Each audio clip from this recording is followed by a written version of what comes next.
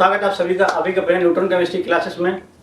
तो जैसा कि तुम्हें बताइए कि अभी चैप्टर चला था अपना some basic concept of chemistry, जिसका सेकंड जो नेम है वो होता है क्या, मोल कॉन्सेप्ट। ठीक है, तो बहुत सारी बुक्स में इस चैप्टर का नाम मोल कॉन्सेप्ट लिखा मिलेगा, तो बहुत सारी बुक्स में तुम्हें इसका some basic concept of chemistry भी लिखा मिलेगा यहाँ पे। ठीक है, तो हमने इससे पहले एक वीडियो ऑलरेडी पहले से रिकॉर्ड कर दी है, जिसके अंदर हमने कुछ यूनिट जानी थी। वो यूनिट क्या थी, ठीक है, टेम्परेचर की यूनिट क्या होती है, लेंथ की यूनिट क्या होती है, वो सारी चीज़ें हमने उस वीडियो में जान रखी थी पहले से। ठीक है, और अगर वीडियो पसंद आए लाइक जरूर कर देना, वीडियो को शेयर ज़्यादा से ज़्यादा करनी चाहिए और लोगों तक भी पहुँच पाए, और चैनल पर अगर नया आए तो सब्सक्राइब जरूर कर देना। तो अभी आप चलो चलते हैं अपने टॉपिक के ऊपर। नेक्स्ट टॉपिक अपना क्या है, चलो आओ देखते हैं। ठीक है, तो फिलहाल हम ये थोड़ा सा ही देख लेते हैं कि कल हमने जो है कवर अप किया था वो क्या किया था। ठीक है, तो देखो अभी यहाँ पे जो है ये है some basic concept of chemistry. इसके अंदर जो हमने जाना था पहले वो था अपने पास मैटर। ठीक है, देखो ये यहाँ पे कौन है, ये मैटर है, और मैटर की डेफिनेशन में ऑलरेडी मैं पहले से कल बता चुका हूँ। तो ये हमने उसका क्लासिफिकेशन किया था, फिजिकल क्लासिफिकेशन और केमिकल क्लासिफिकेशन। केमिकल के अंदर दो पार्ट आते हैं, मिक्सर और प्योर सब्सटेंस। ठीक है, जो केमिकल क्लासिफिकेशन है, मिक्सर के अंदर आते हैं कौन, वेरिएबल कंपोजिशन जो होते हैं, और प्योर के अंदर आते हैं प्योर सब्सटेंस फिक्स कंपोजिशन। तो यानी कि जो मिक्सर है उनके अंदर जो कंपोजिशन होते हैं उनके वो अलग अलग होते हैं, और प्योर के अंदर होते हैं सेम कंपोजिशन। ठीक है, अच्छा तो अभी हम यहाँ थोड़ा सा देखते हैं ये। तो अब यहाँ पे क्या है कि एक मिनट में से थोड़ा सा हटा देता हूँ। देखो तो यहाँ पे जैसे मैटर की डेफिनेशन भी बताई थी मैंने तुम्हें, तो ये सब चीजें यहाँ हम ऑलरेडी पहले से क्लियर कर चुके हैं। यहाँ पे हम ऑलरेडी पहले से क्लियर कर चुके, सब हमने कवर अप कर लिया है। ठीक है, ये जो भी है वो सब हम यहाँ पे कवर अप कर चुके हैं। अच्छा अब यहाँ पे एक छोटी सी चीज ये देख लो, प्रॉपर्टी ऑफ मैटर क्या होती है, ये हम ऑलरेडी सब कुछ कवर अप कर चुके हैं पहले से। ठीक है, तो अब चलते हैं अपने नेक्स्ट टॉपिक के ऊपर।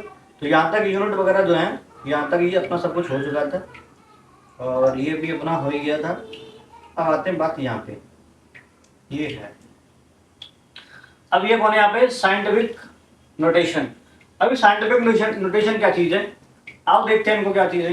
तो इनमें क्या होता है कि जो वैल्यूज होती हैं अपने पास, कुछ नंबर होंगे, जो वैल्यूज होंगी वो कुछ पॉइंट वगैरह में दी जाती है, तो उनको हम पावर की फॉर्म में लिख देते हैं। 10 की पावर जो नंबर चढ़ता है वो लिख देते हैं, और एक अंक के बाद जो पॉइंट है वहां तक हम ले आते हैं।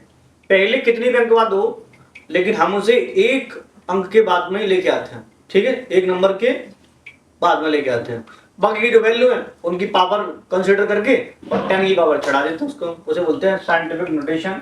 इसे जो वैल्यू वो काफी छोटी दिखाई देती है फिर वहां पे। ठीक है, तो अब ये क्या चीज है, चलो आप देखते हैं। तो any number can be represented in the form n into 10 की पावर n।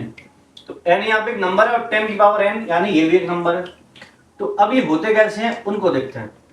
तो एक एग्जांपल ले लेते हैं यहाँ पे, देखो फॉर एग्जांपल अभी यहाँ मान लो कि 342.505 है, 342.505 कैन बी रिटन एज 3.42505 10 की पावर 2 इन साइंटिफिक नोटेशन। ठीक है, तो यानी कि यहाँ पे जो पहले पॉइंट था वो 3 वर्ड के बाद में था, 3 जो नंबर उनके बाद में था, 342 के बाद में आ रहा पॉइंट।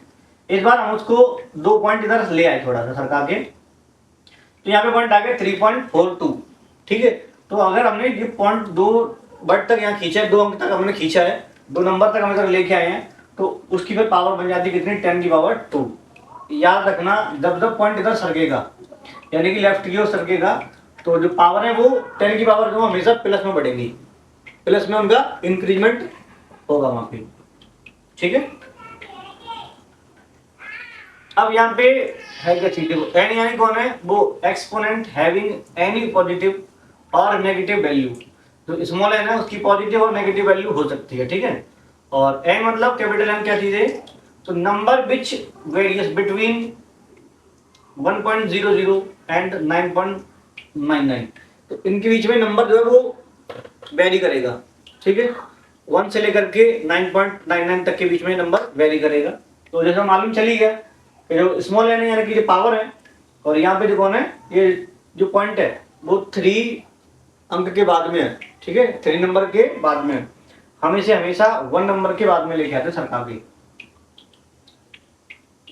अब यह देखते हैं, तो ये क्या चीज है, देखो multiple and division in scientific notation. तो यानी कि जो मल्टीपल और डिवीजन होते हैं वो साइंटिफिक नोटेशन उनको कैसे करते हैं, तो उनका भी कुछ तरीके हैं। और देखो देखो in both the operation exponent are added and subtract as per their positive and negative values, ठीक है। अब देखो यहाँ एग्जांपल लेते हैं एक बार यहाँ डिवीजन का। अगर डिवीजन कर रहे हैं तो 10 की पावर x है और अपॉन 10 की पावर y है, तो जो पावर है ऊपर चली जाएगी, तो दोनों 10 10 तो कॉमन है इधर, तो यानी कि फिर पावर कितनी हो जाएगी यहाँ 10 की पावर x माइनस वाई, क्योंकि x ऊपर पहले से ही है, नीचे पावर कितनी y है, ऊपर जाएगी तो माइनस की हो जाएगी। तुमने पहले पढ़ा भी होगा ये तो, है ना। चलो अब यहाँ देखते हैं थोड़ा सा, अब यहाँ देखते हैं एक बार। तो ये क्या है कि 3.425 10 की पावर 5 हो सकता है, शायद तुम्हें नंबर लाइट की वजह से दिखाई ना दे रहा हो, क्योंकि ये लाइट थोड़ी सी ज्यादा है, अभी शायद दिख रहा हो। तो यहाँ पे कौन है 4.3425 10 की पावर 5 और अपॉन में 3.425 10 की पावर 8 है।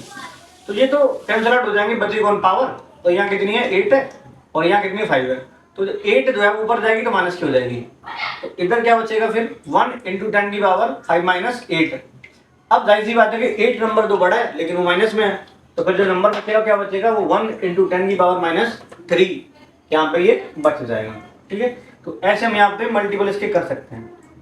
अब ऐसे ही इसका डिवीजन है, ऐसे ही इसका मल्टीपल भी कर सकते हैं। देखो अब कैसे,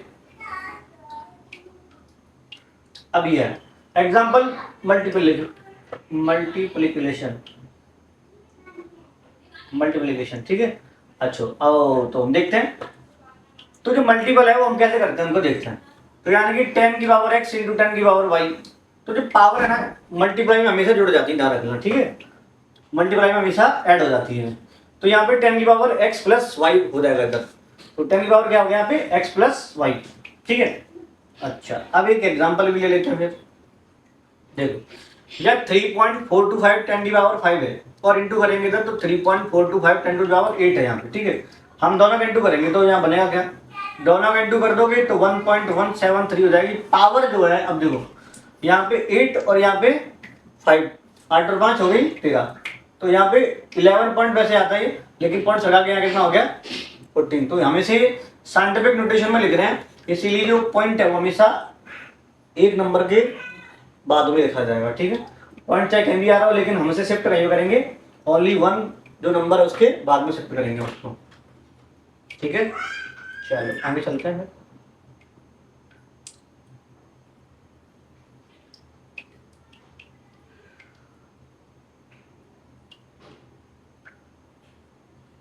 अब प्रिसीजन और एक्यूरेसी क्या होती है, तो उनको भी देख लेते हैं एक बार। चलो precision refer to the closeness of various measurement for the same quantity, मतलब काफी क्लोजेस्ट जो वैल्यू है, जो सही वैल्यू है उसकी काफी जो क्लोजेस्ट वैल्यू होगी ये उसे बताता है, ठीक है। Accuracy is the agreement of a particular value to the true value of the result, ठीक है। तो ये उसका एग्रीमेंट है, जो रिजल्ट वैल्यू जो आएगी उसका ही एग्रीमेंट वैल्यूज होती है और वो काफी क्लोजेस्ट वैल्यू में होती है, ठीक है। अभी यहाँ ये देख लिया तुमने, अब चलते थोड़ा सा आगे। देखो यहाँ पे ये अपने पास एक टारगेट है, ये आइटम अपने पास टारगेट है, ठीक है। अब समझो कि दोनों में डिफरेंस क्या है। तो एक्यूरेट जो प्रिसाइज है उसके अंदर जो नंबर है वो एकदम बीच में है, समझ रहे हो, एकदम बीच में। अब यहाँ देखो अंदर तो नहीं है लेकिन थोड़ा पास पास में है, तो ये क्या है एक्यूरेट नॉट प्रिसाइज। तो एक्यूरेट तो ठीक है लेकिन प्रिसाइज नहीं है, और ये एक्यूरेट प्रिसाइज दोनों है। तो यहाँ पे तुम्हें देखो ये एकदम पास पास में आ रहे हैं लेकिन एक्यूरेट ठीक है मान लेते हैं, लेकिन नॉट प्रिसाइज, प्रिसाइज तो नहीं है। अब इसमें देखो इस वाले में ये अब लाना यहाँ पे था, टारगेट ये है और यहाँ पे जा रहे हैं, तो ये ना तो फिर देखो एक्यूरेट है और ना प्रिसाइज, नॉट एक्यूरेट प्रिसाइज, ठीक है। अब यहाँ देखो, अब देख रहे हो ये कितना दूर दूर फैल गया है ना, तो नॉट एक्यूरेट नॉट प्रिसाइज, तो मतलब ये हुआ कि जो भी एटम है ना, हमें ये टारगेट हमारा ये बनाना है, हमें यहाँ पे सारे के सारे ये इकट्ठे करने हैं, ठीक है, एक जो एक्स वैल्यूज हैं, तो ये चीज है, ठीक है। देखते हैं फिर, देख rules for determine the number significant figure, तो जो कुछ रूल्स हैं जिनकी वजह से हम सिग्निफिकेंट जो नंबर हैं उनको हम पता कर सकते हैं, ठीक है। चलो देखते हैं।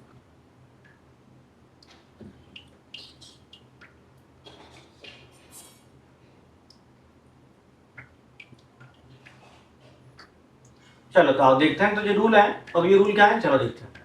तो यहाँ पे कौन है, all non zero digit are significant, तो देखो all non zero digit are significants. अब ये अच्छी देखो, जो नॉन जीरो है वो सब के सब सिग्निफिकेंट नंबर में आते हैं। अब यहाँ पे है 175 सेंटीमीटर है दैट 3 सिग्निफिकेंट नंबर, बिकॉज इसमें कौन है, नॉन जीरो है, इसमें जीरो वाला कोई है ही नहीं। दूसरा देखो, दूसरे वाले में क्या कह रहे हैं, देखो zeros presenting to first non-zero digit are not significant। अब यह चीज ये देखो, तो ये नॉन जीरो से पहले जो जीरो आ रही है, नॉन जीरो मतलब कोई नंबर है 1 2 3 4 5 वो जीरो ना हो। अब यहाँ पे जो नंबर जहाँ जीरो जो आ रही है 0.03 है, तो यानी कि जो वन नंबर है इससे पहले जो जीरो है उनको काउंट नहीं करेंगे। तो देखो क्या 0.03 हैज वन सिग्निफिकेंट तक तुमने देख ही लिए। अब चलते हैं चौथे रूल पे। चौथा रूल क्या कहता है, देखो जीरोज एट द एंड और right of a number are significant provide they are on the right side of decimal point. देखो यहाँ पे तो यह 3.00 यानी कि जो नॉन जीरो ना उसके बाद में जो जीरो आ रही पॉइंट के बाद में उनको फिर हम सिग्निफिकेंट में काउंट कर लेते हैं। तो यह 3 जो 6.001 सेंटीमीटर मान लो कोई वैल्यूज है 6.00 सेंटीमीटर है 3 सिग्निफिकेंट फिगर। तो उसके अंदर कितने टोटल क्या 3 आ गए, ठीक है। इसके अंदर कितने नंबर है 3। चलो फिफ्थ रूल का कहता है, देखो तो exact number have an infinite number और सिग्निफिकेंट फिगर। देखो अब यहाँ पे क्या है कि इन 4 पेन्स है और 14 कॉपीज है, there are infinite significant number. तो इनके बीच हम जीरो कितनी लगा सकते हैं, ठीक है। तो यहाँ पे जो नंबर है सिग्निफिकेंट वो इन्फिनिट हो सकते हैं। पीछे आप कितनी जीरो लगा दो तो वो इन्फिनिट में चले जाएंगे यहाँ से, ठीक है।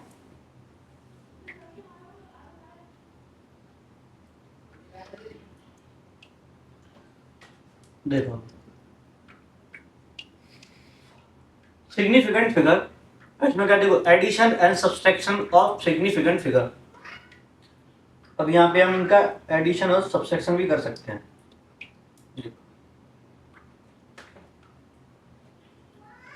इन case of addition and subtraction मतलब जोड़ने और घटाने में the final result should be reported to same number of decimal place as the number carrying minimum number of decimal place to the right, ठीक है। यानी कि जितने पॉइंट के बाद पहले डेसिमल था वो उतने के बाद में आना चाहिए, वो सब्सट्रैक्शन हो या फिर वो एडिशन हो, ठीक है। अब इनका थोड़ा सा एग्जांपल देख लेंगे। अब यहाँ पे देखो ये कौन है, ये multiplication and division of significant figure है, ठीक है। चलो अभी देखते हैं इसका भी पढ़ लो, एक बार स्टेटमेंट भी पढ़ लो इसका। देखो in case of multiplication and division the final result should be reported as having the same number of significant digital as the number with least number of significant digit, ठीक है। चलो आओ थोड़ा इसको अच्छे से और समझ लेते हैं ना।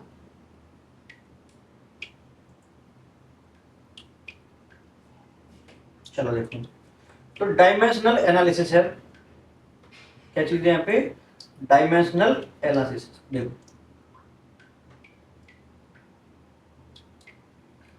The unit factor by which multiplication is to be done is that unit factor which given the desired unit। ठीक है। अब आगे देखो, the nominator should be have that part which is required in the desired result. आगे देखते हैं फिर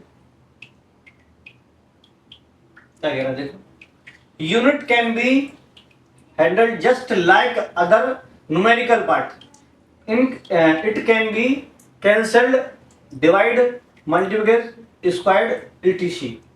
ठीक है, तो आई होप तुम्हें समझ अच्छे से आ रहे होंगे। छोटे छोटे स्टेटमेंट है, अब इसमें कोई दिक्कत होगी नहीं।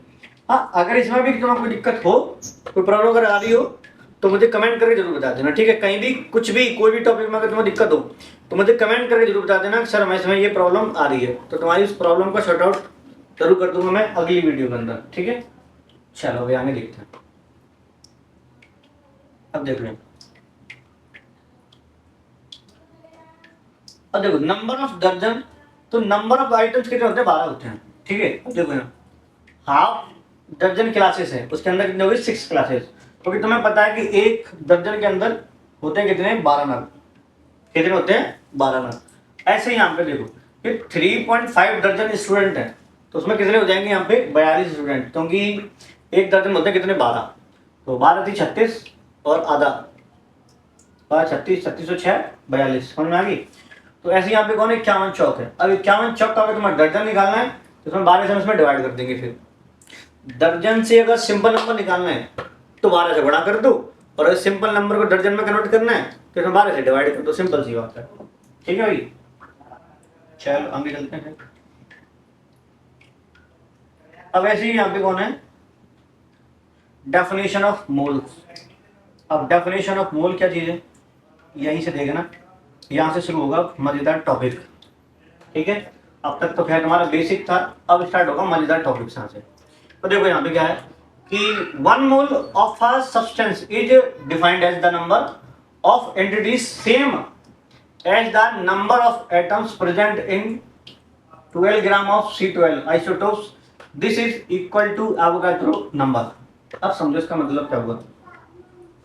मतलब ये है कि जैसे एक दर्जन होता है, एक दर्जन के अंदर नंबर जो एकदम फिक्स है वो कितने होते हैं, 12 नंबर। वो तुमने शायद सुने भी होंगे, पढ़े भी होंगे बहुत बार। एक दर्जन के अंदर होते हैं कितने, 12 नंबर। तो ऐसे क्या हुआ कि मोल की बात जब चल रही है तो मोल क्या होगा, तो मोल भी क्या, मोल भी एक नंबर है, लेकिन मोल नंबर भी है और साथ में जो केमिकल जो अमाउंट है उसकी भी यूनिट भी होती है, उसे बोलते हैं हम मोल। तो जो मोल है वो आया कहाँ से था, वो क्या चीज़ है, तो यहाँ बोला क्या है कि जो C12 आइसोटोप्स है, C12 आइसोटोप्स है, उसके 12 पीस कर दो। क्या कर देंगे, उसके 12 पीस कर देंगे। 12 पीस करने के बाद में जो एक नंबर बचेगा उसे बोलेंगे हम एक मोल। तो बोलेंगे एक मोल। जस्ट इमेजिन कि मैं कुछ एग्जांपल लेके बताऊं तो छोटा सा, मानो कि जैसे मेरे पास चौक है, है ना, एक चौक है, मैं इसको बोल देता हूँ कि यहाँ पे ये C12 का एक कार्बन है, समझना, तो C12 का एक कार्बन है। अब करना क्या है कि इस C12 का जो कार्बन है ना, इसका अगर मैंने 12 ग्राम ले लिया, समझना, मैंने इसका 12 ग्राम ले लिया, तो इस 12 ग्राम के अंदर जितने भी नंबर ऑफ पार्टिकल्स होंगे उसे बोलेंगे हम क्या, 1 मोल। तो अभी फिर मैंने क्या बताया तुम्हें, 112 वाला पार्ट, तो वो भी एक यूनिट है, तो हम उसे क्या बोलेंगे, उसे बोलते हैं हम AMU, उसे बोलते हैं एटॉमिक मास यूनिट, लेकिन वो भी कार्बन से रिलेटेड होता है, तो भी उसको भी देखेंगे। C12 है, C12 के हमने 12 पीस कर दिए, छोटे छोटे से 12 पीस कर दिए, तो जो एक पीस बचेगा ना छोटा सा, उसका जो मास होगा उसे बोलते हैं हम 1 AMU, यानी कि एटॉमिक मास यूनिट। अभी हम फिलहाल बात करें किसकी, मोल की। तो मोल का मतलब क्या है कि जो C12 है, C12 वाला जो कार्बन है, हमने इसके 12 ग्राम ले लिए, तो इस 12 ग्राम के अंदर जितने भी नंबर होंगे उसे बोलेंगे हम मोल्स, और वो नंबर जो है वो होता है एवोगाड्रो नंबर के इक्वल। ठीक है, तो जैसे दर्जन में 12 नंबर होते हैं, वैसे ही इसके अंदर भी नंबर होते हैं 6.022 और 10⁻23 एक नंबर होता है। ठीक है, तो नंबर आया कहाँ से था कि C12 का जो आइसोटोप्स है उसके हमने 12 ग्राम लिए थे, उसके अंदर जितने भी एंटिटीज बैठ रही थी, जो भी हमें मिल रही थी, वो क्या था वहाँ पे, मोल था वहाँ पे। ठीक है, चलो अभी देखते हैं,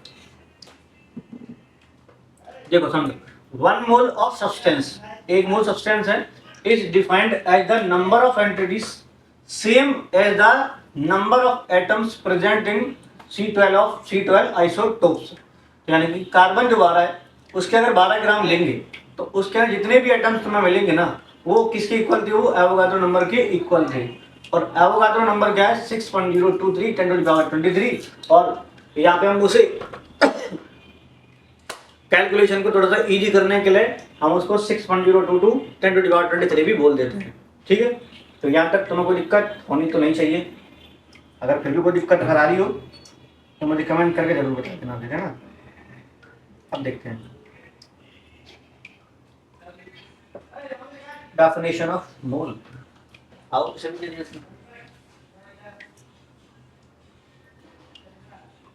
चलो साफ तो तुम्हें दिख रहा है, बार बार चेक करना पड़ता है कहीं गड़बड़ ना हो जाए, तो बंद ना हो जाए वीडियो।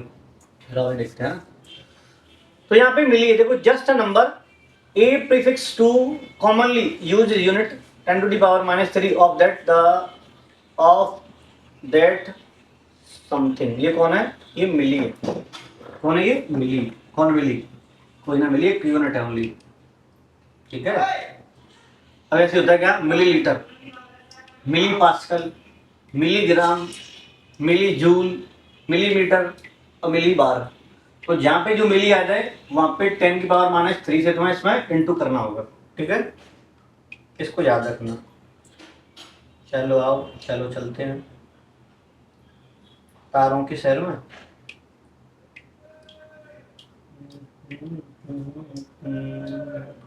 तारों के शहर में देखो, यहाँ पे कौन है, मोल मास कन्वर्जन। मोल मास कन्वर्जन। तो देखो, मोलर मास यानी कि इसमें small g of the substance contain 1 mole of substance, 1 mole of the substance. तो मोलर मास का मतलब क्या है, यानी कि 1 मोल का मास। अगर तुमने कोई मैटर तुमने लिया है, कोई सब्सटेंस अगर तुमने लिया है, तो कितना लिया, 1 मोल लिया तुमने, कितना लिया, 1 मोल। तो 1 मोल जो है ना, हम उस मास को क्या बोलते हैं, मोलर मास। तो बोलेंगे हम उसको मोलर मास। ऐसे यहाँ W grams of the substance contain. तो अब जो W है, तुम्हारे पास अलग से कोई वेट दे रहा है और तुमसे पूछा जाए बता मोल कितना होगा उसका, तो फिर हम यहाँ क्या करेंगे, उसका W अपॉन मोलर मास। ये क्या आएगा, मोल ऑफ द सब्सटेंस। ठीक है, ये इसका फॉर्मूला है। मोल से यानी कि मास अपॉन मोलर मास। अब एक बार समझो पहले, ये क्या चीज़ है। जस्ट इमेजिन कि मैं तुम्हें एक एग्जाम्पल लेकर बताऊँ। ठीक है, एग्जाम्पल लेते हैं। अब मानो कि अपने पास क्या है कि 23 ग्राम सोडियम है, कौन है यहाँ पे। अब इसे थोड़ा एग्जाम्पल लेके समझ लेते हैं, है ना। तो एग्जाम्पल से समझिए, ज़्यादा बेटर समझ में आ जाएगा। तो यहाँ पे क्या है, जो मोल है उसका जो फॉर्मूला है W अपॉन मोलर मास। और ये W क्या है, ये होता है गिवन मास। जो तुम्हें मास देगा उसमें पूछेगा नंबर ऑफ मोल्स, और यहाँ पे रहेगा कौन, मोलर मास। दोनों का हम ट्रांसलेशन कर देंगे, हमारे पास नंबर ऑफ मोल्स निकल आएंगे। ठीक है, तो अब हम एक एग्जाम्पल लेते हैं छोटा सा। अब जैसे मानो कि अपने पास 23 ग्राम हमें दिया उसने सोडियम। ठीक है, देखो तो 23 ग्राम जो है वो ये है, 23 ग्राम है ना, 23 ग्राम है ना, 23 ग्राम तो सोडियम हो गया। तो 23 जो हमें दे रहा है ना, ये गिवन वेट है इसका। तो याद रखेंगे वैसे W की जगह पे। ठीक है, यानी कि मास होगा कितना, 23। और अपॉन सोडियम का जो वेट होता है वो कितना होता है, वो 23 होता है। इसका अगर हम कट कर देंगे तो इसका वैल्यू है कितनी आएगी, 1। तो यानी कि नंबर ऑफ मोल कितने आ गए यहाँ पे, 1। तो जो वैल्यू तुम्हें अलग से दे रहा है ना 23 ग्राम, ये गिवन वैल्यू है, वो तुम्हें देगा। और जो सोडियम है इसका वेट होता है कितना, मोलर मास जो होता है वो होता है इसका 23। तो तुम्हें ऐसे ही बहुत सारे आइटम्स का मोलर मास याद कर लेना, और जब मोलर मास तुम्हें पता चल जाएगा तो उसके बाद तुम उसका एटॉमिक मोलर मास भी निकाल सकते हैं। ठीक है, जो एटॉमिक मास होता है, तो अभी आगे आएंगे समझेंगे वो भी क्या चीज़ है। तो ज़्यादा दिमाग पे लोड मत डालो, तो जितना छोटा छोटा धीरे करके समझते रहेंगे उसको, है ना। तो आई होप ये तुम्हें समझ अच्छे से आ गया होगा। तो यहाँ से आगे जो हम कवर करेंगे नेक्स्ट वीडियो में। तो फिलहाल के लिए इतना काफ़ी है। तो वीडियो पसंद आए तो चैनल सब्सक्राइब करते हैं, वीडियो को शेयर ज़्यादा करें जैसे और लोग तभी वहाँ पे। ठीक है, तो चलो फिर मिलता हूँ नई वीडियो साथ में। फिलहाल के लिए विदा चाहूँगा, बाय बाय।